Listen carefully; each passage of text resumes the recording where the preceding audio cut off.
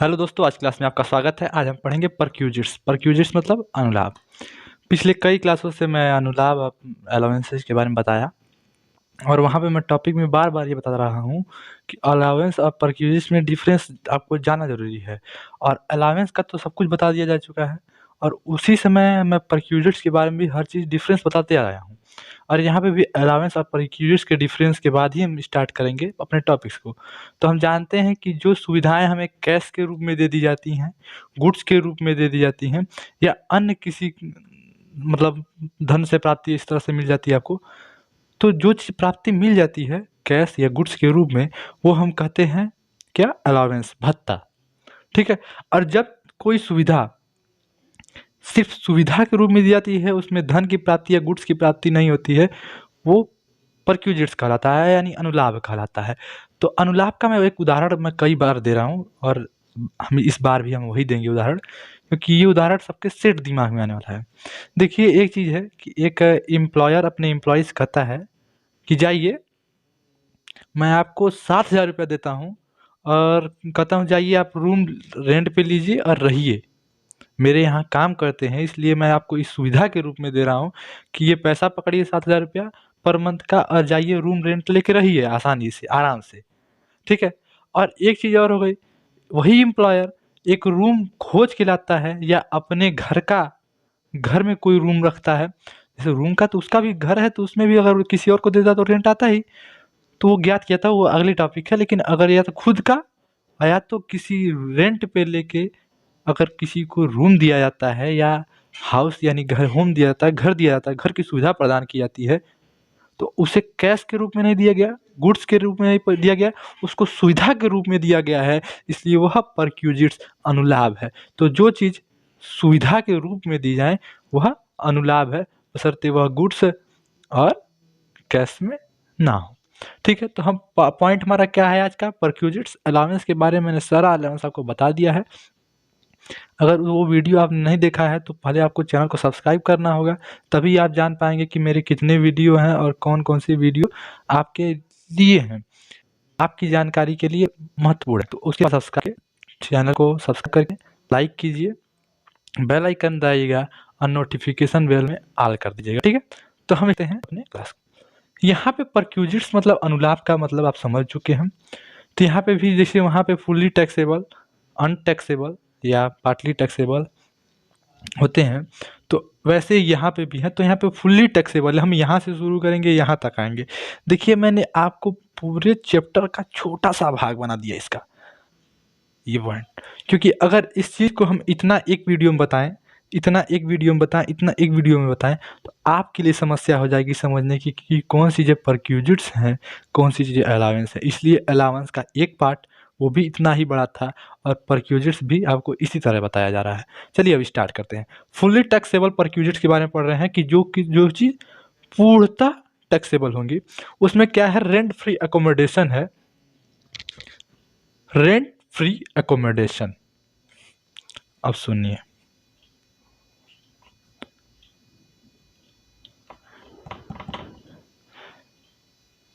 ये एक प्रकार का अनुलाभ है। इसके बारे में चर्चा अभी आपको यहाँ से करनी है। यहीं से रेंट फ्री अकोमोडेशन स्टार्ट होता है और यहाँ तक खत्म होगा। तो आपको इसके लिए विस्तृत चर्चा करना है, इसलिए हम पहले इसको स्टार बना देते हैं और इसके बारे में आपको हम बाद में बताएँगे। पहले इन टॉपिक्स को बता देते हैं। पॉइंट सेकंड है हमारा इंटरेस्ट फ्री और कंसल्टेशनल लोन। इसका मतलब क्या है? Interest free consultational loan.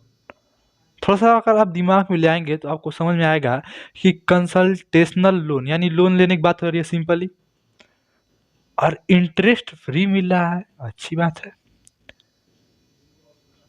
ये समझने की बात हमारी ये है कि मैं एग्ज़ाम्पल के रूप में आपको समझाना चाहता हूँ कि मान लीजिए कि एक एम्प्लॉयी है, उसको लोन की आवश्यकता पड़ गई और वो गया बैंक में। बैंक एसबीआई के अनुसार माना जाता है गवर्नमेंट में, एसबीआई का इंटरेस्ट कितना लगता है लोन पे। तो मान लीजिए इंटरेस्ट वहाँ पे लग रहा है 10%, मैं ऐसा कम ही बता रहा हूँ, 11% तक जाते हैं। मान लीजिए एसबीआई 10% लोन पर आपको 10% इंटरेस्ट पे आपको लोन देती है, यानी कर्ज देती है। ये बात आपके एम्प्लॉयर को पता चल गई, प्रबंधक को, मैनेजर को पता चल गई। वो एम्प्लॉयर बुलाता है, कहता है भाई तुमको लोन लिए हो या लोन लेने जा रहे हो? ठीक है, तुम मेरे कर्मचारी हो, मैं तुम्हें एक सुविधा देता हूँ कि चलो, जो लोन तुम्हें, मान लीजिए 2 लाख रुपए का आप लोन लेने जा रहे हैं, कितने का? 2 लाख रुपए का लोन लेने जा रहे हैं और 10% पे ले रहे हैं, तो आपका 20,000 रुपया इंटरेस्ट आने लगता है वार्षिक। अब क्या, मैनेजर कहते हैं, या तो मैनेजर कहेंगे कि चलिए हम आपको फ्री में देते हैं, इंटरेस्ट देना ही नहीं है, तो वो क्या होगा, एक पॉइंट ये हो गया कि फ्री में देते हैं। दूसरा पॉइंट ये है कि वो कहेंगे कि आप 5%, 4%, 3%, 2%, क्वेश्चन में जो भी हो, मैनेजर की जो भी इच्छा हो, लेकिन वो 10 से 12% नहीं करेगा कि लोन लेने ही ना आए यहाँ पे। तो लोन जो देगा, जो आपका मैनेजर होगा, वो आपको उससे कम रियायत दर पर लोन दे देता है। तो वो जो लोन आपको, मान लीजिए जो आपको 5% में मिल जाता है, तो जो चीज़ आपको 20,000 रुपया इंटरेस्ट भरना पड़ता, वो आपको भरना पड़ रहा है 10,000 रुपया। तो 10,000 रुपया आपका क्या हो रहा है, इंटरेस्ट फ्री हो जा रहा है ना। इसीलिए कहा जाता है इंटरेस्ट फ्री आर कंसल्टेशनल लोन। ये क्या है, ये एक प्रकार का परक्यूजिट्स है। ये इनको ये नहीं कहा है कि लीजिए आप 10,000 रुपया लीजिए। इन्होंने क्या किया है कि उस चीज़ की सुविधा दी है।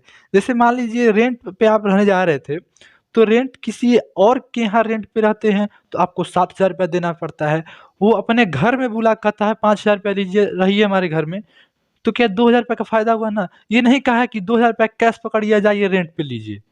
2,000 कैश देता तब ना अलाउंस होता है। इसी प्रकार इन्होंने ये नहीं कहा कि 10,000 रुपया मुझसे ले लीजिए, जाके लोन ले लीजिए। इन्होंने कहा कि आप मुझसे लोन ले लीजिए, 10% मत दीजिएगा, 5% दीजिएगा। इस पर ये अलाउंस नहीं है, ये क्या है, परक्यूजिट्स है। ये पॉइंट ध्यान रखिएगा, ये क्या है, ये परक्यूजिट्स है।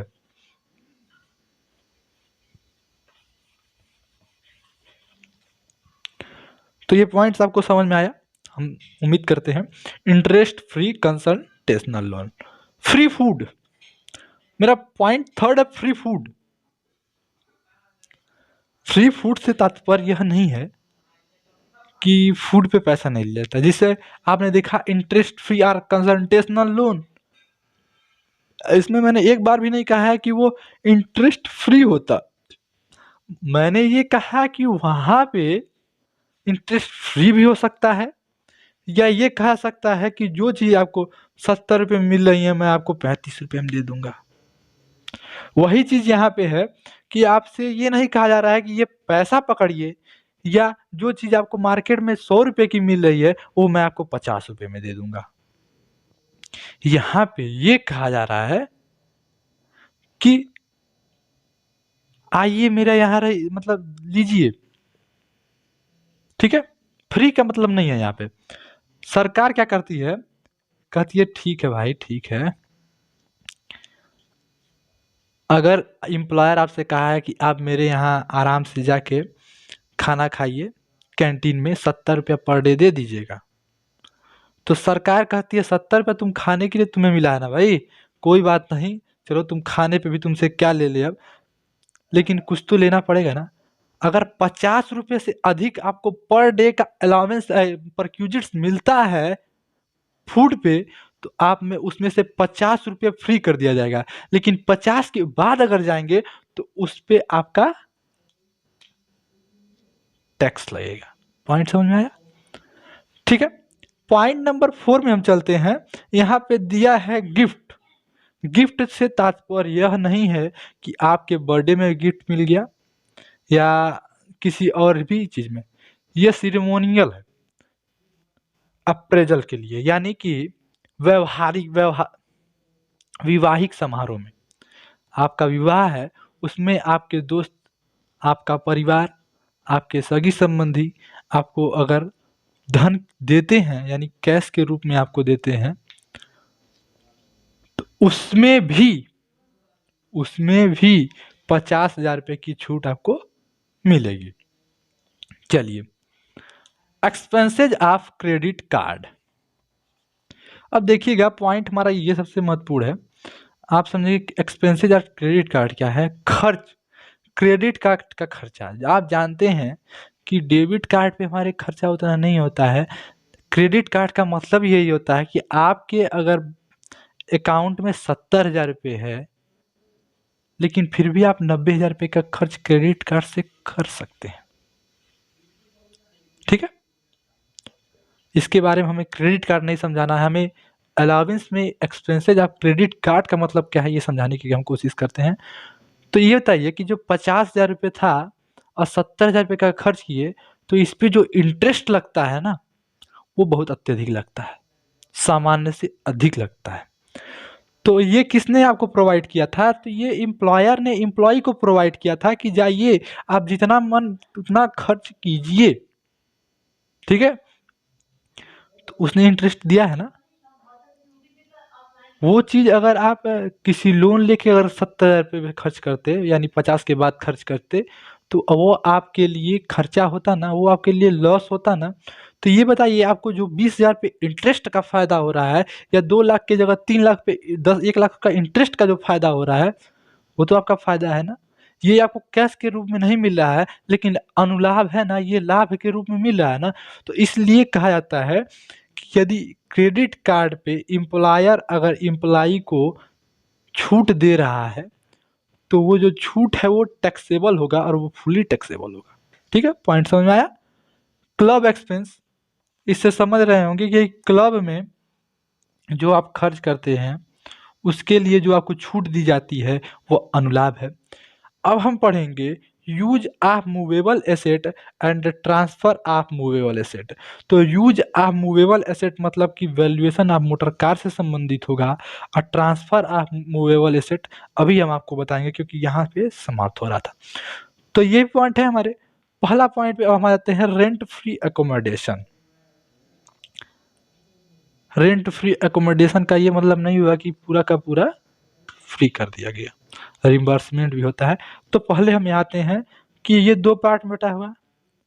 एक तो जब यह कार्य गवर्नमेंट एम्प्लॉय के ऊपर लागू हो, और यह नियम यानी यह नियम अगर गवर्नमेंट के ऊपर लागू हो या नॉन गवर्नमेंट यानी सरकारी कर्मचारियों और गैर सरकारी कर्मचारियों के ऊपर अगर लागू होता है, तो किन परिस्थितियों में किस प्रकार हम ज्ञात करेंगे कि कितना उनका रेंट फ्री एकोमोडेशन होता है। तो फिर पहले हम देखते हैं फॉर गवर्नमेंट एम्प्लॉय। किसके लिए? For government employee. अगर गवर्नमेंट एम्प्लॉय है तो उस समय रेंट की वैल्यू क्या थी? इसमें भी कई परिस्थितियां हैं। पहली परिस्थिति हम आपको बताते हैं, value of accommodation of a unfurnished house amount as per government rule. ये जो यहाँ पे लिखा है value of accommodation of unfurnished house amount as per government rule, इसमें एक पॉइंट आ रहा है कि अनफर्निश्ड हाउस, और अभी हम बताएंगे कि फर्निश्ड हाउस। ये अनफर्निश्ड हाउस क्या है और फर्निश्ड हाउस क्या है, इसमें डिफरेंस क्या है?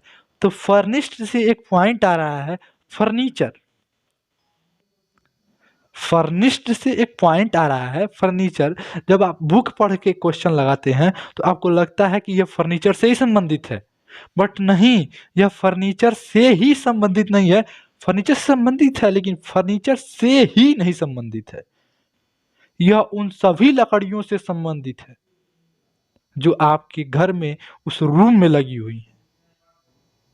समझने की कोशिश कीजिए कि सिर्फ फर्नीचर नहीं होगा, आपका बेड होगा, और आप जो दीवार में लकड़ियां लगवाए हुए हैं, अगर अलमारी भी आप लकड़ी की बनवाए हुए हैं, उस पे भी जो खर्च आया हुआ है वो भी माना जाता है। ठीक है, मतलब जितना आपके रूम में लकड़ी लगी हुई है वो फर्निश्ड हाउस में आती है। तो यहाँ value of accommodation unfurnished house, यानी ये फर्निश्ड है ही नहीं, इसमें कोई लकड़ी की सुविधा दी ही नहीं गई है, लकड़ी की सुविधा खुद आप लेके आ रहे हैं, लकड़ी की सुविधा आपको एम्प्लॉयर नहीं दे रहा है, वही अनफर्निश्ड हाउस कहलाएगा।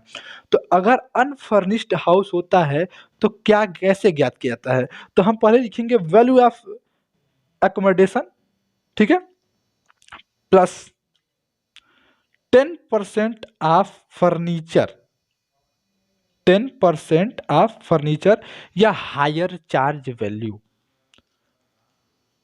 जितना आपके रूम में फर्नीचर लगा हुआ है, एक तो वह अमाउंट जो आपको रेंट के रूप में देना है।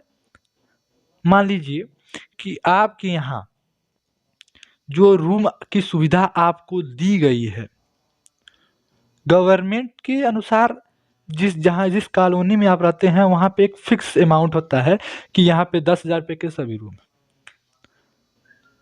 और नॉन गवर्नमेंट में नहीं होता है। तो नॉन गवर्नमेंट हमारा अगला टॉपिक है। यहाँ पे अगर ये बताया गया हो कि आपका जो रूम है वो 10,000 रुपये पर मंथ दिया, उस पे देना पड़ेगा, और उस पे ये लिखा हो कि फर्नीचर 10,000 रुपये का है। अगर हम अनफर्निश्ड का कैलकुलेशन करते हैं तो फर्नीचर से पॉइंट ही नहीं आता है। फर्नीचर का पॉइंट आएगा जब अनफर्निश्ड हाउस है, फर्नीचर दिया ही नहीं है, तो पॉइंट फर्नीचर का नहीं होता है। बट अगर वह फर्निश्ड हाउस है तो value of rent plus 10% of furniture or hire charge, यानी कि 10,000 आपकी सैलरी है तो 12 महीने, और अगर 10,000 रुपये का या 1,00,000 का, मान लीजिए 1,00,000 का फर्नीचर यानी फर्निश्ड है, या फर्नीचर में जो भी चीज़ मैंने आपको बताया कि फर्नीचर में सब कुछ आता है, तो फर्नीचर में अगर 1,00,000 का फर्नीचर है तो यहाँ बोल रहा है 10% of furniture or hire charge. Furniture की वैल्यू जो हो, ये मान लीजिए हायर चार्ज पे 1,00,000 पे लिया गया हो तो भी, अब फर्नीचर बना के दिया गया हो, फर्नीचर की वैल्यू 1,00,000 रुपये हो तो भी 1,00,000 का 10% यानी 10,000 रुपये। तो आपका value of accommodation of unfurnished house पे तो 1,00,000 रुपये आएगा, 10,000 इंटू 12 1,20,000 आएगा। लेकिन अगर वही फर्निश्ड हाउस है तो 1,20,000 प्लस 10,000 1,30,000 रुपये हो जाएगा। यही डिफरेंस है फर्निश्ड हाउस में और अनफर्निश्ड हाउस में।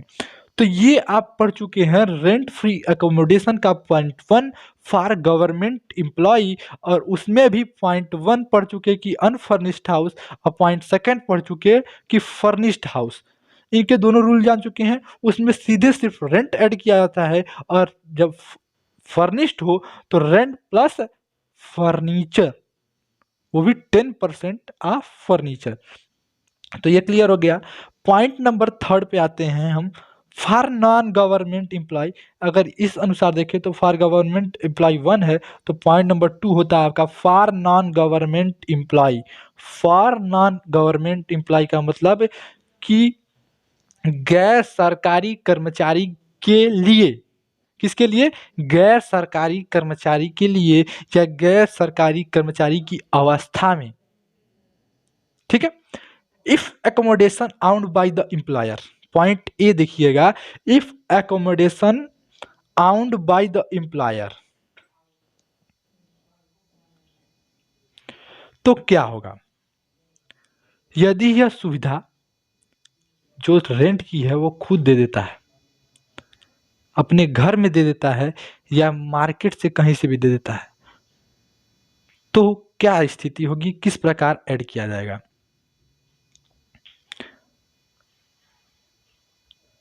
तो यहां पे लिखा हुआ है कि अगर आपको रेंट की सुविधा दी जा रही है तो किस प्रकार आप रेंट मांगेंगे। अगर इम्प्लाई अपने रेंट की सुविधा दे देता है कि आइए मेरे घर में, या मैंने जो खरीदा है उस घर में, या मैंने जो हायर किया है उस घर में समझिए, बट यहाँ पे अपने ही घर या अपने जो खरीदे हुए घर हैं उसमें ही बात कर रहा है, तो यहाँ पे क्या होगा कि जो आपकी सैलरी है उसके अनुसार यहाँ पे ऐड किया जाता है। देखिए थोड़ा सा बोरिंग तो है ही, क्या किया जाए, बोरिंग चैप्टर ही है और ये बोरिंग पॉइंट्स हैं, बट समझेंगे तो अगले जो क्वेश्चन होंगे उसमें बहुत मज़ा आने वाला है। जब ये चीज़ समझ में आ जाती है तो आपको क्वेश्चन लगाने में कोई दिक्कत नहीं होती है। तो हम देख रहे हैं कि बोला क्या है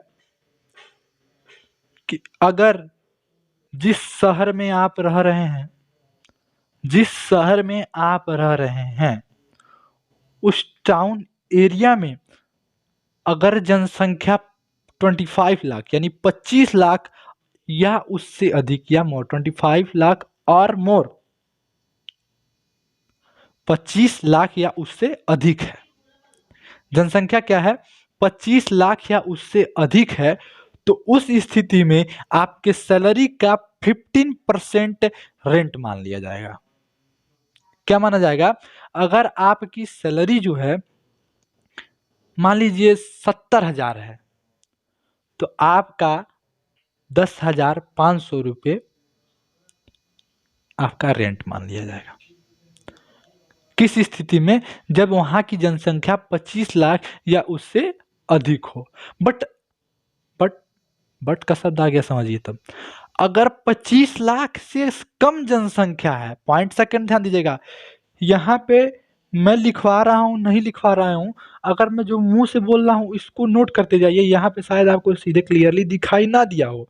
यहाँ पे मैंने लिखा है इफ पॉपुलेशन इज 25 लाख और मोर 15% of salary, city population less than 25 lakh but more than 10 lakh 10% salary. इसका मतलब यह हो गया कि अगर उस शहर की जनसंख्या 25 लाख से तो कम है लेकिन 10 लाख से अधिक है तो आपके सैलरी का 10% माना जाएगा। उस स्थिति में यदि आपकी सैलरी 70,000 रुपये पर मंथ है तो आपका किराया कितना आएगा? 7,000 रुपये, यानी 3500 रुपये बच गए।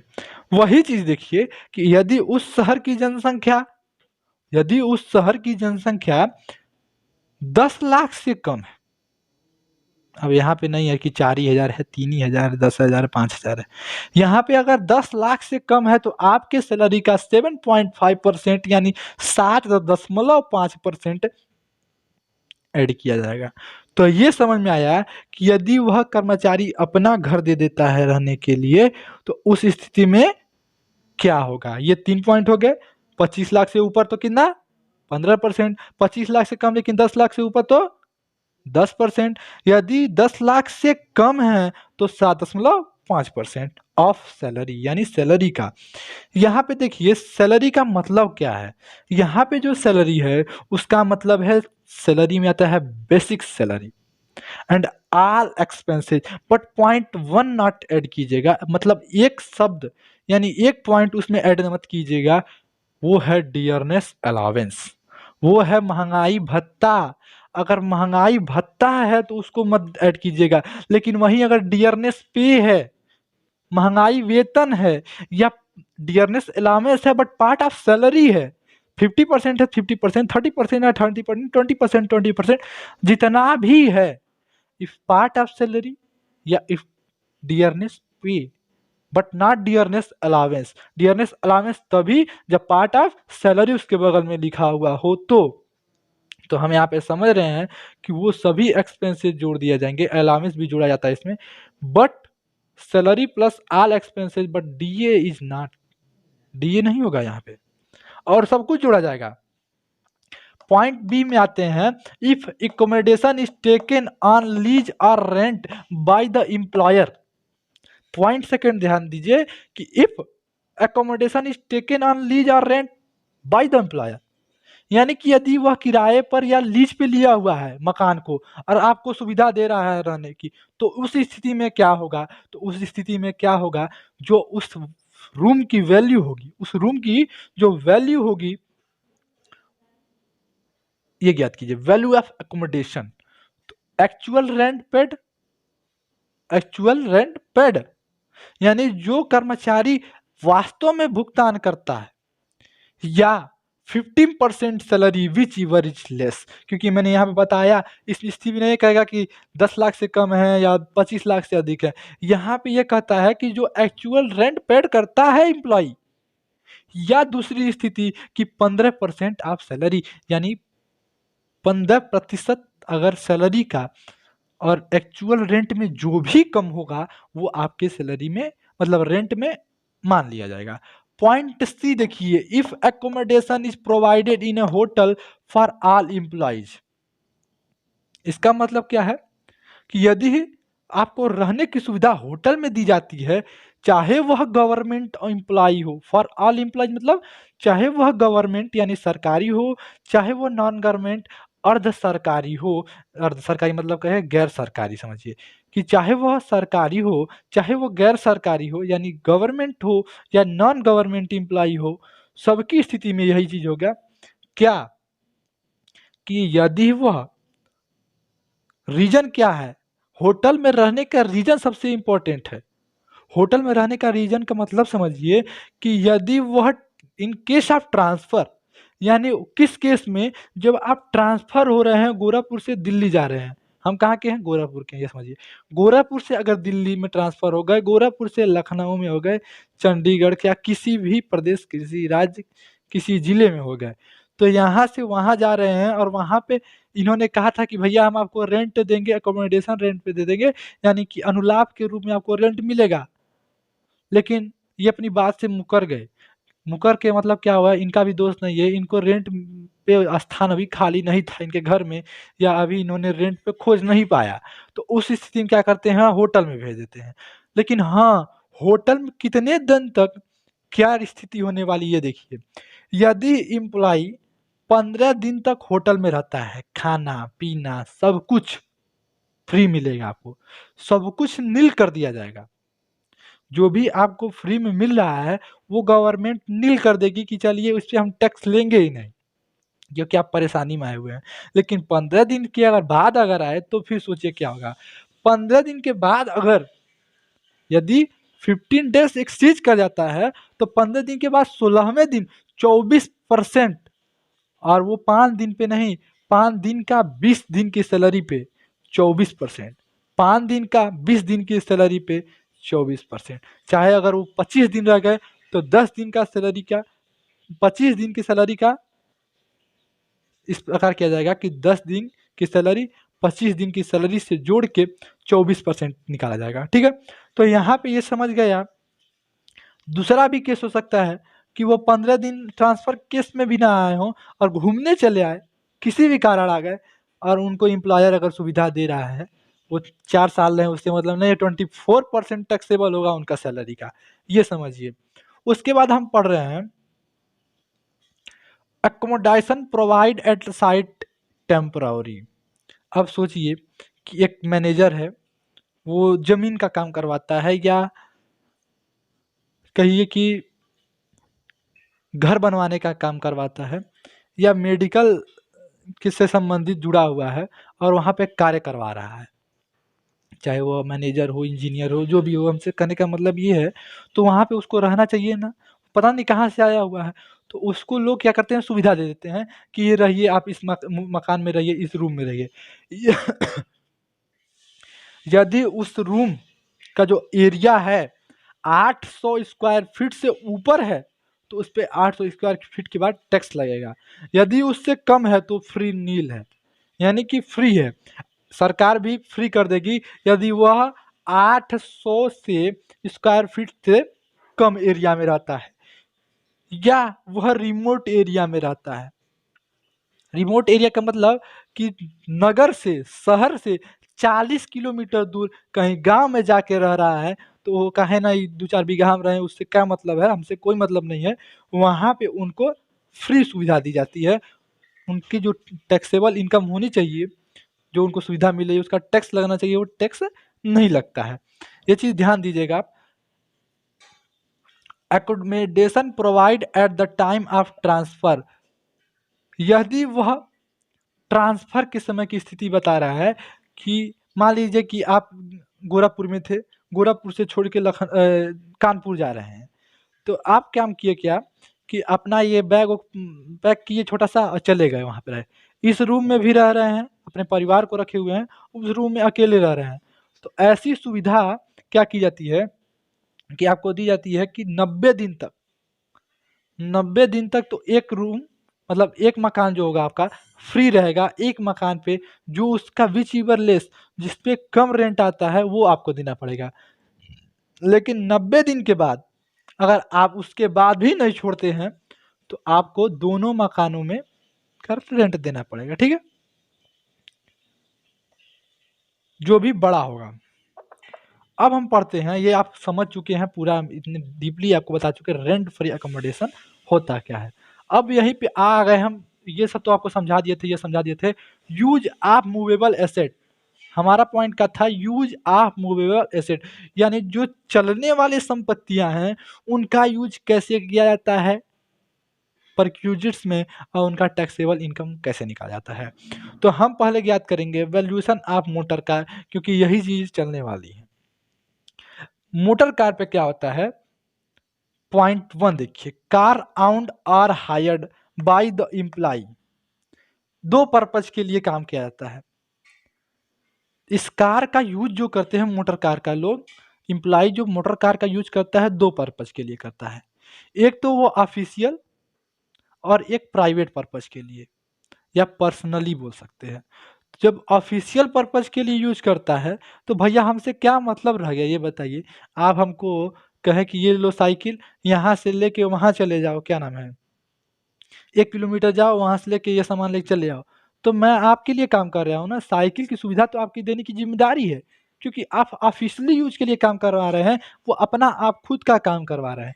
तो वहाँ पे जो आपको सुविधा मिली है उस पे जो चीज़ लगना चाहिए, पैसा लगना चाहिए, वो नील होता है, उसका कोई मतलब नहीं होता है। बट फॉर प्राइवेट पर्पज और मेंबर यूज, यानी कि अगर आप प्राइवेट पर्पज या पर्सनल पर्पज के लिए करते हैं, या आपके घर के मेंबर भी उस कार का यूज करते हैं, मैं साइकिल का उदाहरण देता, वो कार समझिएगा, ठीक है। तो पर्सनल पर्पज के लिए यूज करते हैं, या उनके मेंबर, उनके घर के मेंबर भी यूज करते हैं उस चीज का, तो वो सिंपली बोल सकते हैं प्राइवेट यूज। तो प्राइवेट की स्थिति में क्या होगा, तो ये देखिए वैल्यू किस प्रकार ज्ञात की जाएगी, actual amount of running and maintenance, उसको चलाने में जो रनिंग का और मेंटेनेंस का खर्च आता है वो ऐड किया जाएगा आपके अमाउंट में। फिर salary of driver if any, यदि आप सैलरी दे रहे हैं ड्राइवर की, यानी ड्राइवर की सुविधा भी ले रहे हैं, आपने नहीं चलाने आता है, ड्राइवर से चलवाते हैं, तो क्या होगा, तो उस स्थिति में ड्राइवर की जो सैलरी होगी वो ऐड किया जाएगा। फिर ऐड किया जाएगा depreciation of 10% of actual cost, जो कार की वैल्यू है उसका 10% डिप्रिसिएशन के रूप में ऐड किया जाएगा। लेस क्या किया जाएगा, रिम्बर्समेंट बाय एम्प्लॉय। अब ये क्या है, रिम्बर्समेंट ऑफ एम्प्लॉय, कुछ लोग क्या करते हैं कि कार की सुविधा देते हैं और ये नहीं कहते कि चलो ये तुमको कार इतनी बड़ी सुविधा दिए हैं, अरे कुछ तो पैसा उसका दो भाई, हमारा खर्चा हुआ है। अगर हम फ्री में उसको कोई ठेला वाला, मतलब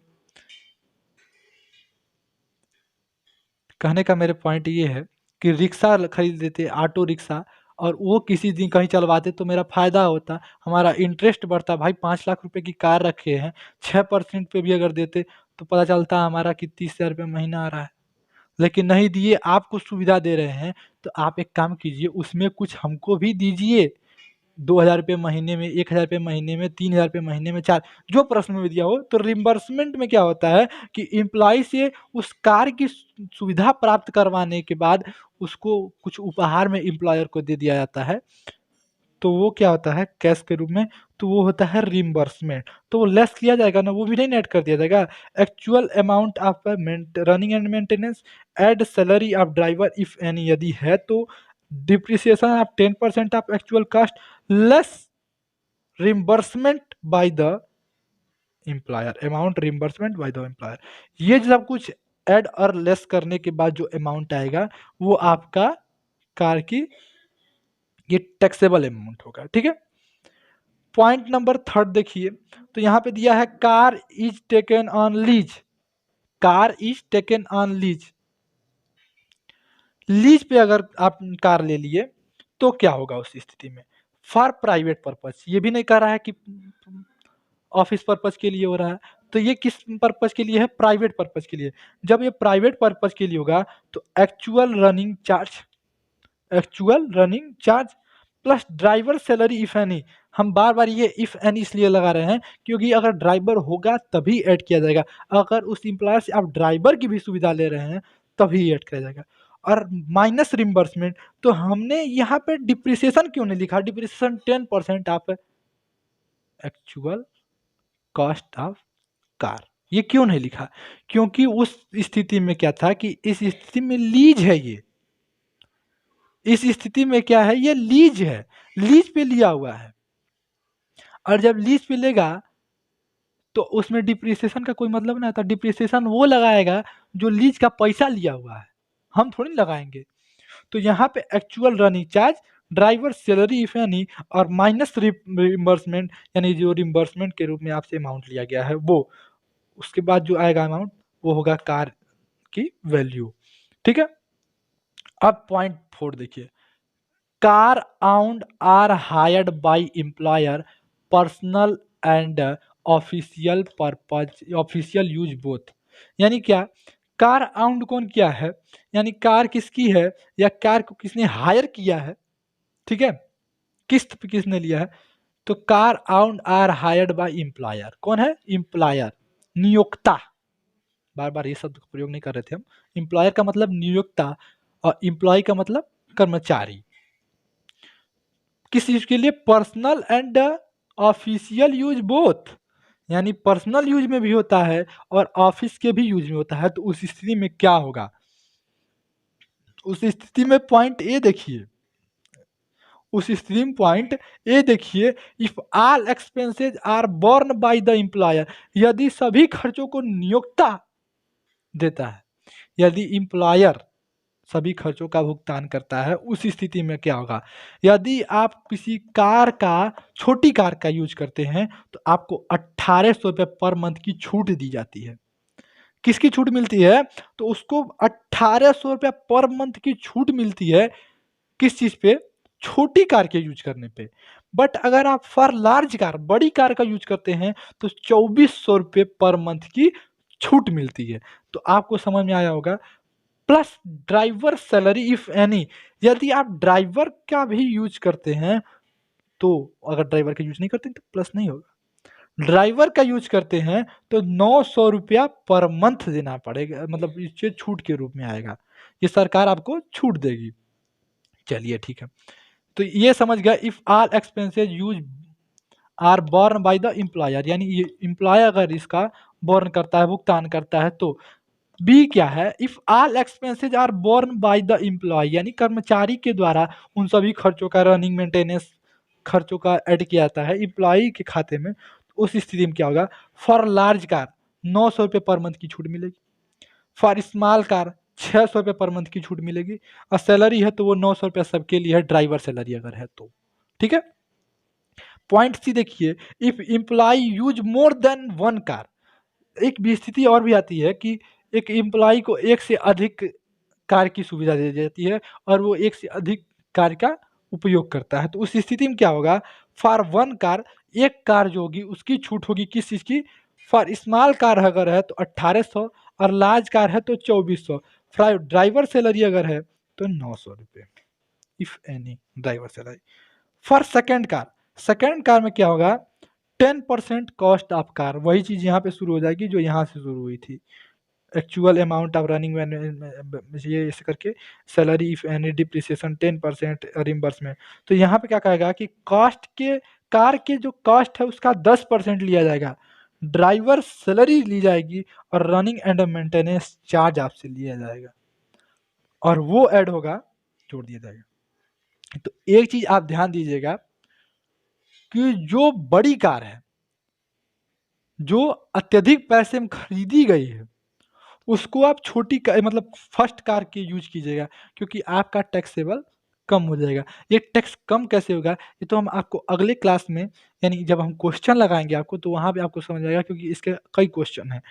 फॉर सेकंड कार को क्या कीजिएगा, जिसका वैल्यू कम हो उस पे लगाइएगा फॉर सेकंड कार, और ऐड कर दीजिएगा। तो यहाँ पे ये आपका ये सब हो गया।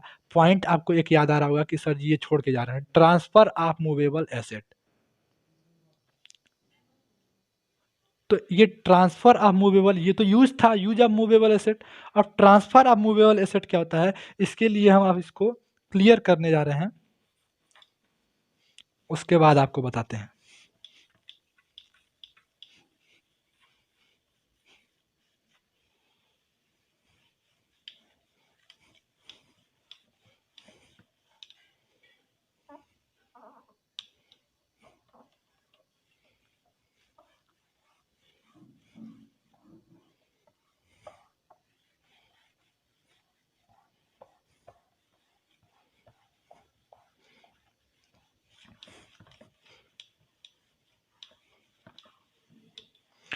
सिंपली समझिए कि जिस प्रकार यूज था उसी प्रकार यहाँ पे ये भी है, थोड़ा मोड़ा अंतर है।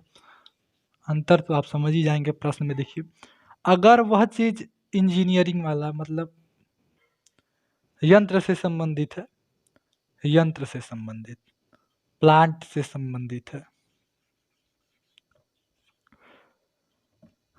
ठीक है, तो वो 50% पर ईयर डिप्रिसिएशन चार्ज किया जाता है। उस पे 50% डिप्रिसिएशन चार्ज होता है, उसमें से माइनस क्या किया जाता है, रिम्बर्समेंट,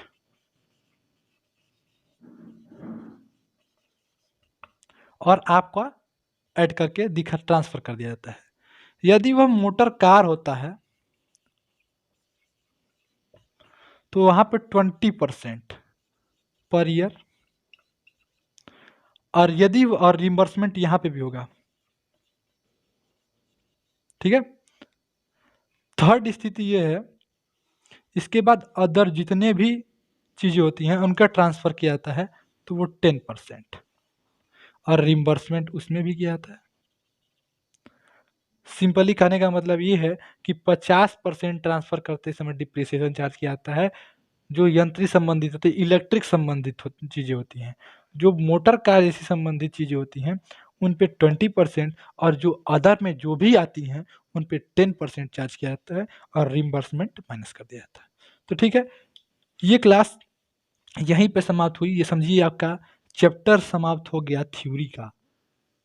और क्वेश्चन तो अभी बहुत बाकी है, भागिए मत, क्वेश्चन बहुत बाकी है, लेकिन आपकी जो थ्योरी है वो समाप्त हो चुकी है। इतनी मेहनत करने के लिए एक बार सब्सक्राइब, लाइक और शेयर तो बनता ही है, इसलिए पहले चैनल को लाइक, शेयर और सब्सक्राइब करें। धन्यवाद, मिलते हैं आपसे अगली क्लास में क्वेश्चंस के साथ। अब हमको थ्योरी नहीं पढ़नी है, अब हमें पढ़ना क्या है, क्वेश्चन, और क्वेश्चन नंबर 1 से लेके 46 तक चलते हैं। अगले क्लास में देखते हैं कि कौन कौन से क्वेश्चन आपको बताने हैं, कौन कौन से इंपॉर्टेंट है। जो आपको और इम्पोर्टेंट लगते हैं वो आप कमेंट बॉक्स में कमेंट करके बता सकते हैं। धन्यवाद, मिलते हैं आपसे अगली क्लास में।